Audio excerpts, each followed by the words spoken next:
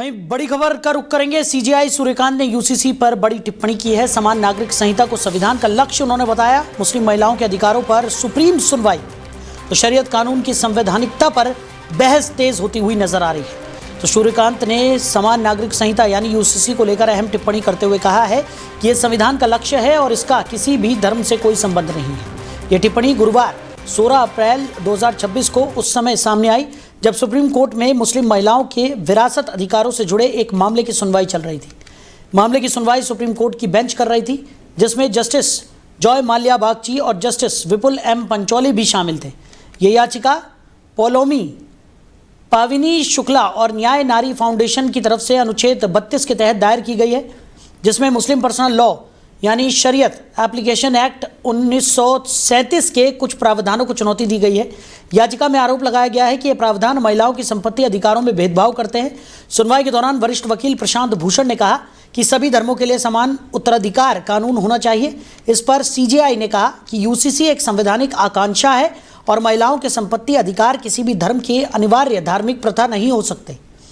Court ने यह भी माना कि ऐसे मामलों में सीधे प्रभावित लोगों की सुनवाई जरूरी है और याचिकाकर्ता को पीड़ित मुस्लिम महिलाओं को पक्षकार बनाने के निर्देश दिए गए हैं। मामला अभी विचाराधीन है और अगली सुनवाई 4 हफ्ते बाद होगी। तो इसी खबर पर ज्यादा चर्चा के लिए हमारे मैनेजिंग एडिटर रमेश ठाकुर जी हमारे साथ जुड़ गए। रमेश जी, समान नागरिक संहिता को संविधान का लक्ष्य सुप्रीम कोर्ट ने करार दिया है।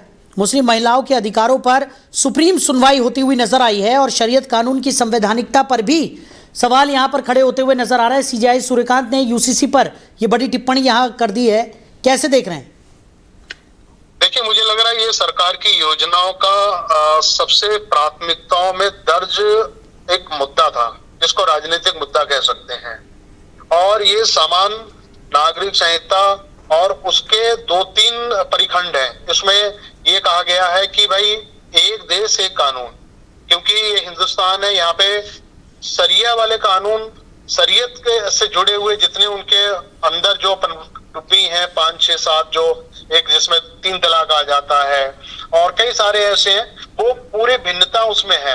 तो इसमें ये पहले से कहा गया है कि ये सारी की सारी चीजें हिंदुस्तान में संवैधानिक तरीके से चलेंगी। अगर कोई ये कहे कि शरीयत कानून के तहत हम अपने धर्म पंथ को आगे बढ़ाएंगे, वो नहीं कर पाएंगे, क्योंकि सरकार पहले दिन से कहती आई है कि हिंदुस्तान में संवैधानिक तरीके से ही सब चीजें चलेंगी। और मुझे लग रहा है हिंदुस्तान में रहने वाला हर एक व्यक्ति उसी का पक्षधर है, जिस पे मुझे लग रहा है सुप्रीम कोर्ट ने आज टिप्पणी दी है। जी बिल्कुल, लेकिन जिस तरीके का ये पूरा मामला है, यूसीसी को लेकर पहले भी कई तरह के सवाल खड़े हुए हैं और अब जब ये पूरा मामला सुप्रीम कोर्ट के सामने आ चुका है, तो ऐसे में क्या उम्मीद लगाई जा सकती है आने वाले समय में इस यूसीसी कानून को लेकर? क्योंकि शरीयत की अगर हम बात करें तो उसको लेकर जो उसके पक्षधर हैं वो लगातार ये कहते हुए नजर आए हैं कि हम सिर्फ शरीयत कानून को मानते हैं, इसके अलावा किसी और चीज को नहीं। देखिए साहिल, बहुत विवादित मुद्दा है ये, क्योंकि जब ये पटल पे आएगा और जो इसको इम्प्लीमेंट जब करा जाएगा तो मुझे लग रहा है दूसरा वर्ग मुस्लिम पूरी तरीके से कूद के दूसरी तरफ खड़ा हो जाएगा। वो कतई नहीं चाहेगा यूसीसी लागू हो, क्योंकि उसमें सबसे ज्यादा अगर जो चीजें केंद्रित है उन्हीं की धर्म, पंथ, समुदाय, रीत रिवाज और पूरी जो शरीयत से जुड़ी हुई सब चीजें हैं वही सारी उसमें शामिल है।